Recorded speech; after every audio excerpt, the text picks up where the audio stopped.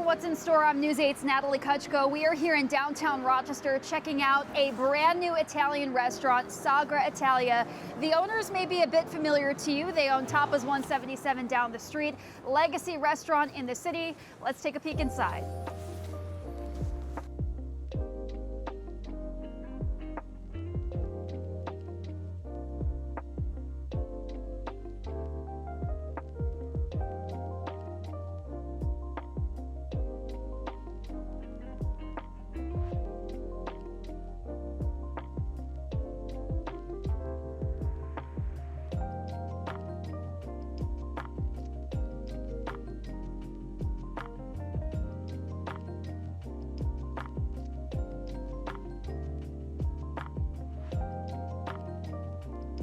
So we are now inside Sagra Italia, just opened in the last couple of weeks here on St. Paul Street in the city of Rochester. I am joined by co-owner Chris Ziogas. And Chris, thank you so much for being here and welcoming us into this beautiful space. There is so much room here, and you just opened. Tell us a bit about the inspiration to bring Italian to the city. So we have been here on St. Paul Street for 29 years over at Tapas 177 Lounge. And it's just something that we've always wanted to do. So we ended up opening up Event 180, which is across the street for doing larger parties. And my business partner and myself wanted to invest a little bit more into this area, make sure that we're doing our part here for the city. He comes from Italian heritage. I happen to be Greek. We just meshed our ideas together and created what we think is a unique place here on St. Paul. Tapas has built such a legacy, right? Nearly 30 years of a customer base in this neighborhood. How challenging is it to open a new restaurant and build a new base? Well, that's interesting that you bring that up because we also didn't want to compete with ourselves. So we kind of wanted to do something that was a little symbiotic to have people, our customers also appreciate this, but also bring in new people. The younger generation as well. We have USB ports and charging places everywhere here, and it's close to the school, like MCC, all that stuff. And so we just figured we'd want to do something to different. Yeah, let's take a look at the dining area here. I mean, such a beautiful decoration and atmosphere. Walk us through the design plans. How did this come to be? All right, so what we did was we wanted to model this towards a Brooklyn-style Italian cafe. I guess we've had some people from Brooklyn that have actually told us that we did a spot-on job with that, so we feel confident that we've succeeded. It's taken us a long time to put this together, a lot of sweat and tears and everything just to get it all how we wanted it. Very a cohesive thing between the family. Basically, we all worked together, and each one of us had our role. So great minds think alike, I suppose. There you go. When you walk in, you really do get that almost Italy feel that you find in New York City. That was the first thing that I thought of, the open brick, the greenery. Why was it important to you to bring that touch here to Rochester? It's interesting because people have actually said that it reminds them of Italy, which is not something that we use to as a focus. But I think Rochester needs something like a counter service place, fast casual, but that has a really high quality product. We are making our homemade focaccia. It's a labor of love. Charles and our kitchen team have spent weeks and weeks and weeks trying to get that perfected, as well as our homemade pastas, all of our sauces, everything that we're making, we really put a lot of attention to, and we hope that our guests are going to enjoy it. There is such an emphasis, right, on homemade, and we see the cooks, already hard at work today, starting off a new week, and you've got the focaccia right here on the countertop. Yeah. Why is it so important to bring counter service style to a restaurant? Well, I think it's part of just modernization, and everybody's on their phone, everybody's in a hurry, everyone, but they also still want a high quality product. We set this up knowing that there are some obstacles around here, you know, for offices and things like that. In the wintertime, they might not want to walk down here. It's all through an app. There's delivery services that can take care of, you know, bringing the food to you. And it's just something that I feel like none of that exists on this street or anywhere really nearby here. And it is a neighborhood spot. Every single one of these buildings is full of people that are living there. And we wanted this to have a neighborhood vibe as well. We put a TV in, people can come and watch the games. We have our espresso, our coffee, cappuccino, you know, delicious. So people can just pop down, maybe just grab, you know, a meatball and some French fries and like a cappuccino or something like that, a glass of wine. And yeah, that's so. And we do have 2 versions of our focaccia. This one here that you see is extra fluffy. That's made for our sandwiches.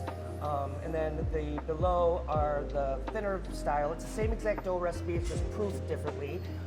It's delicious. It has just the right crisp crunch when you bite into it, and it's fluffy. You don't have to fight with it at all when you bite into your sandwich. So it's really turned out well. A little bit of everything. You know, growing up in this area, we don't often find too many locally owned Italian establishments here. Can you speak to the need to bring one into the area? Here in the city near us, you're right. There are a couple that do exist and that are like been around forever. But it's very, you know, it's authentic Italian. It's more kind of old school. And we wanted authentic Italian food here as well. We just wanted to put a little modern twist to it, and that's where the fast casual portion counter service comes in. Also, we've added some ingredients to like a otherwise fully classical Italian sandwich. We've thrown in like peppadews, you know, just to give something a little zip. So this is just our take on it, and I think that so far what we're getting from the neighborhood and from our customers and online on social media, it seems people are really liking this concept. I gotta say, it takes a little getting used to because it is that unique. It's very different. You come in, people are like, is this a restaurant? Is this a bar? What type of place is this? So what we're trying to do is mesh the 2 things together, the 2 ideas together, so that we have something that people will enjoy. Awesome. I want to take a bit of a walk and look at the layout here. You've got these gorgeous open-facing windows, and then you've got, you know, of course, your dining space, counter, bar. There's so much here. And walk me through the layout process, how this came to be. Okay, so when we first decided to take this over from the previous owners, it was very, very different space. The feel was totally different, very stark, very kind of industrial. We really wanted to bring out the warmth of the space. We didn't really want to do too much to disturb the brick or like the floors, which have like an industrial kind of a flair to them, but it just adds to the coziness, I would say. The rugs and the mix-match chairs and the artwork is kind of like reminds you of like grandma's house, you know what I mean? It does have that homey feel. Yeah, and so, you know, our pizza slices were called grandma slices. You know, they're just like, they're not your typical thin, you know, pizza. I don't know, we just kind of felt like it all worked, and plus we really wanted to get that comfy, cozy, warm, like you almost don't want to leave when you're here, you know what I mean? You get very comfortable very quickly here at Sagra. That's what you want, right? Yes. You just opened the last couple weeks, you had a soft launch and then fully open. How's business been going so far? It's been good, considering that we really haven't done much promotion outside of a little bit of social media and just word of mouth. The good news is, and what I think is helpful for us, it was certainly helpful for Event 180, is that we have such a large customer base, regular customers that have been coming to top us for years and years and years, and they want to support us and you know, help us here. So we've been getting a lot of those people, which are like family to us nonetheless. You know what I mean? And yeah, so I think it's we have some kinks to work out. You know, certainly like any new business, and we're working really hard to make it perfect the way that we want it. And we want people to come and leave happy. We want people to leave here and tell us, oh my God, it was so good. And if they do have some sort of an issue, we want to know about it so that we can fix it. Building a new family. Yeah. Chris, can we take a look behind the counter, see what's going on in the kitchen? Yes. So the kitchen is just it's a tiny little kitchen, but you can see we're making everything from scratch. We're breading our own artichokes here for our artichokes, fried artichokes with a lemon aioli. We have a convection oven that gets our pizzas nice and crispy, just the way we want them, fluffy in the middle.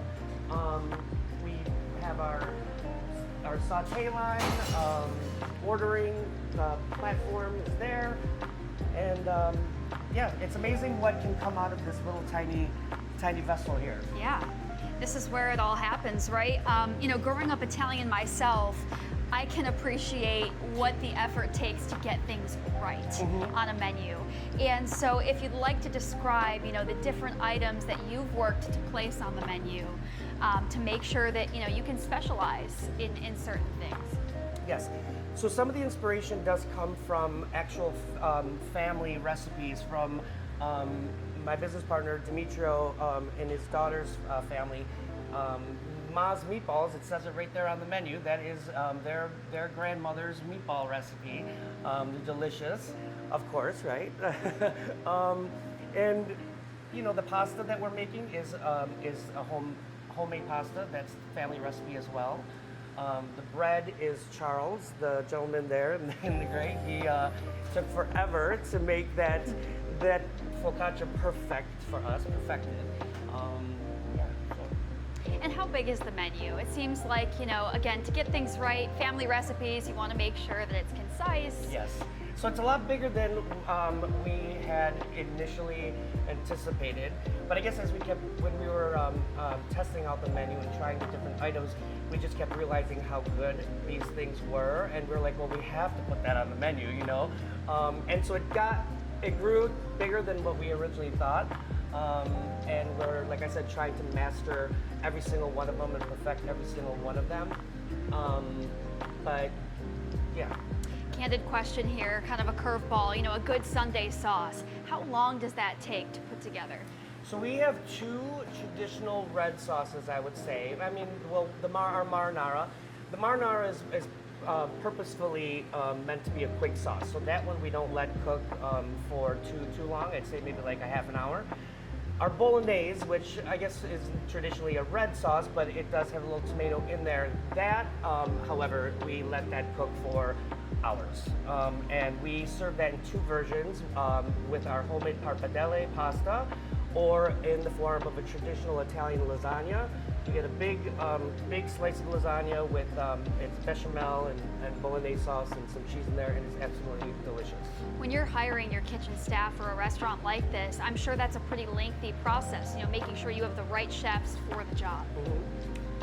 Yes, so one of the key factors of any staff that we hire is that they need to really want to be a part of our team. We're not doing this just for us, we're doing this for the neighborhood, and we're doing this for everybody that works for us. We want everybody to be successful and happy.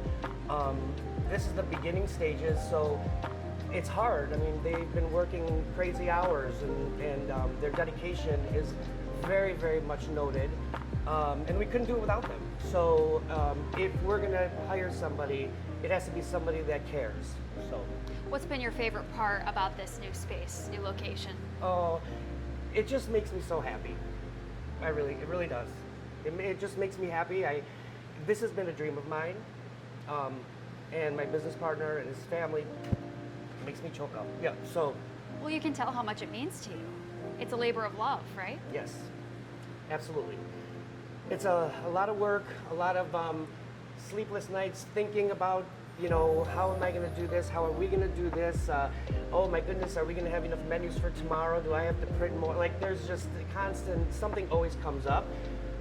It's challenging, but it's also, there's a part of it that's a lot of fun. And I think that when all of this just starts to work on its own, it's going to just be perfect, and we're all gonna sit back and enjoy. You've been in the industry for quite a while. Were you with Tapas from its inception? So Tapas has been open 29 years. I have been there 27 of the 29 years. It's funny because I was only supposed to be there for a year. I was supposed to be temporary, and I'm not really quite sure how history unfolded this way. But I'm now, I'm partners at the restaurant with one other person at this point. So. One thing I've been asking different business owners with this series, you know, when you open a restaurant, especially in today's world and today's economy, there are challenges, many challenges that have come along in today's day and age that maybe weren't there 10, even 5 years ago. What are you seeing that, you know, maybe was a big hurdle to get to this place, you know, opening this new space here in 2025? So one of our biggest obstacles to open here, well, there's a couple obstacles, but one to actually get the doors open was because we wanted to have a full service bar, a craft cocktail bar, inspired of course from Italy. But it's difficult to get, you know, your liquor permits for certain areas. So that was one of the biggest hurdles that took us a long time to actually overcome before we could open. Other than that, I mean, there is some development happening here on this street and in the city, so hopefully that's going to be something that will help us. Absolutely. And answer your question. For sure. So now we've gotten a behind the scenes look. We're going to take a walk over to the full service bar and talk to Ava, who's another masterpiece behind the scenes, right? Absolutely. Couldn't do it without her either. All right, right this way.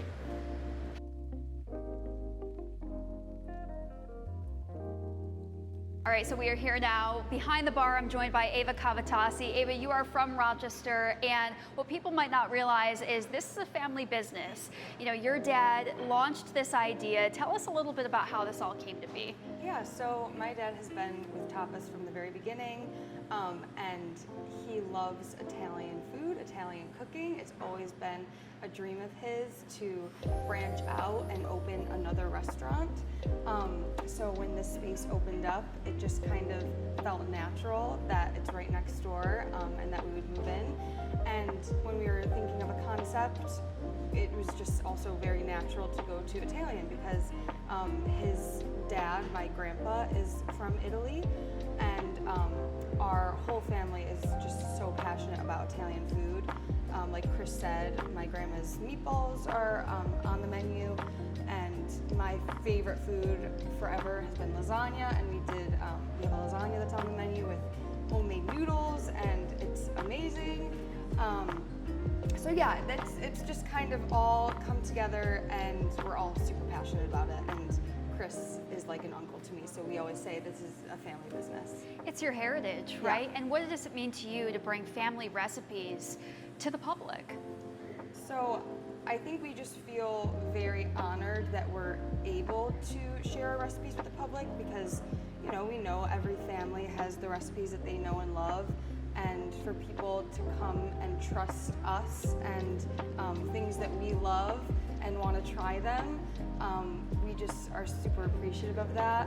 And we're excited, and we feel also honored to share our grandma's legacy and recipes that she's created and she's loved. So she came here on opening night and she got to try some of those things, so that was really special. Oh, that's amazing. I'm sure that meant so much to your family. Yeah. Now, your family has a bit of a trifecta now in the neighborhood. You've got Tapas 177, you've got Event 180, a venue space we're going to check out in just a couple minutes, and now the launch of Sagra Italia. I do want to highlight this bar space and take a look just at how open this is. Ava, tell us a little bit about the construction of this piece of the restaurant. Yeah, so this was originally a space that did have a bar. We wanted to keep the bar aspect because we always wanted to focus on the food, but the bar was super important as well because we thought that the neighborhood could always use another spot to just hang out at the bar, watch the game especially. We want to like kind of focus on playing the Bills games and some soccer games and just have this be a place that people can come and hang out and want to spend time. And really just grow the neighborhood and build up this neighborhood. I see you've even got some Italian selections here on the shelves. Yes. Very nice. Tell us about your hours. So when can people come in? Yeah, so we are open Wednesday through Sunday, closed Monday, Tuesday, and then our kitchen is open from 11 a.m. to 9 p.m., and then our bar is open till 10 p.m. Wonderful. Ava, thank you so much. We're going to check out the venue space across the street here on St. Paul.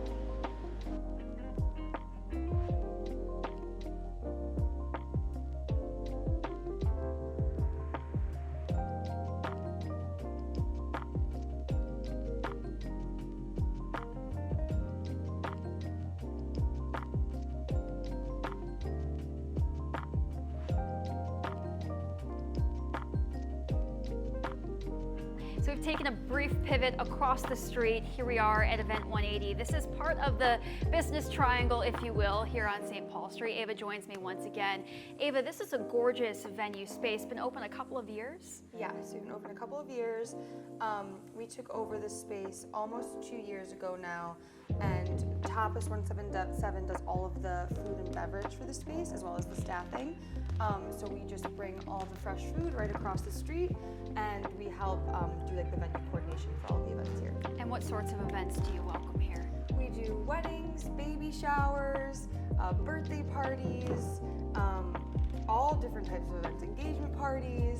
So it's really a good sized space it's not ginormous. We see up to 80 guests down here. And for cocktail style parties, we can do up to about 140. So it's a mid-range space in terms of size.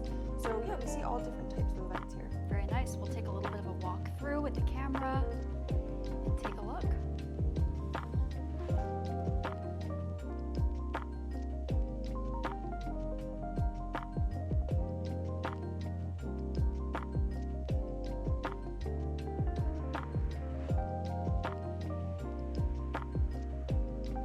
All right, so to wrap up this segment, I have Ava and Chris joining me. This is one of your favorite menu items. We've got the classic lasagna. Tell us a little bit about this recipe. Yeah, so a lot of work went into creating this. We have our homemade sauce. We roll out our pasta noodles.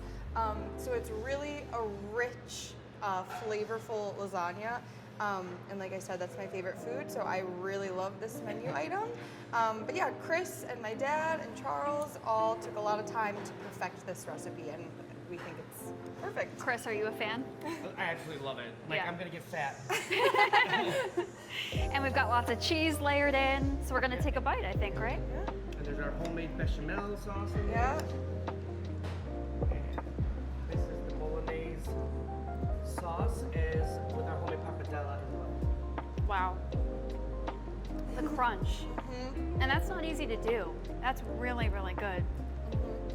We love to have the crispy top too. Rich sauce, and again, all homemade family recipes passed down from generations, right? Yeah. Amazing. Guys, thank you so much. Thank you for bringing us here. Sagra Italia, now open on St. Paul Street. How many days a week? 5 days a week. 5 days a Yeah. week. Be sure to check them out. We'll have more information on our website of hours in operation on rochesterfirst.com. Thanks so much for joining us. Thank you.